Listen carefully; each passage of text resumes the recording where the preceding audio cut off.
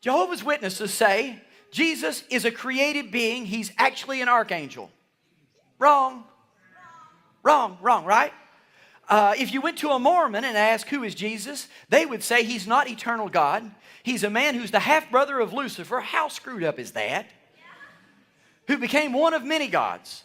If you go to a Universalist, they will say that Jesus Christ is the incarnation of Mr. Rogers, just really, really nice. He's a really sweet guy, and he only has nice things to say, and he's preparing a spot where we can all go to Neverland together. If you talk to somebody who's in the New Age movement, who do you think Jesus is? They would say, I see Christ as a state of consciousness that we can aspire to. Guys, this is just Google.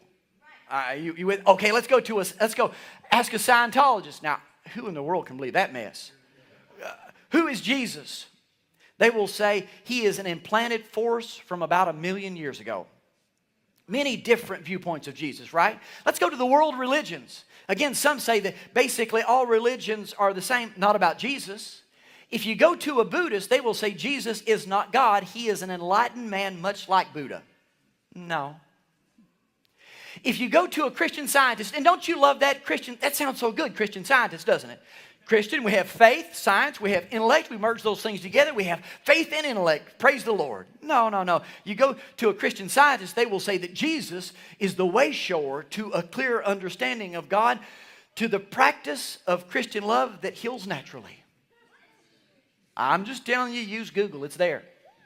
If you go to someone who's Hindu, they would say that Jesus is not God. He's an enlightened man like Krishna. Okay? And if he is God, he's one of 1 million gods, and he's not the only God, and he's not special. Okay? If you go to a Muslim in Islam and they would say Jesus is not God, he's merely a man and a prophet, but he's a prophet who is lesser than the prophet Muhammad.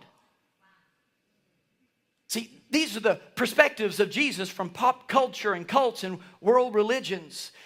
You say, well, Pastor, why in the world are we talking about this on a Sunday morning? All I really wanted to hear about, I'm going to get to it. I'm going to tell you about Jesus. But I can tell you, the church has spent far too long having a good time going from happy-go-lucky service to happy-go-lucky service, and we shove our kids into school, and they wind up with a good educator, with a doctorate, who begins to talk about all this, and we've not begun to talk about what all this means. And so they're totally unequipped to deal with the world and the creative imitation that the world, and they leave school going, my goodness, how do we know exactly what all of this is?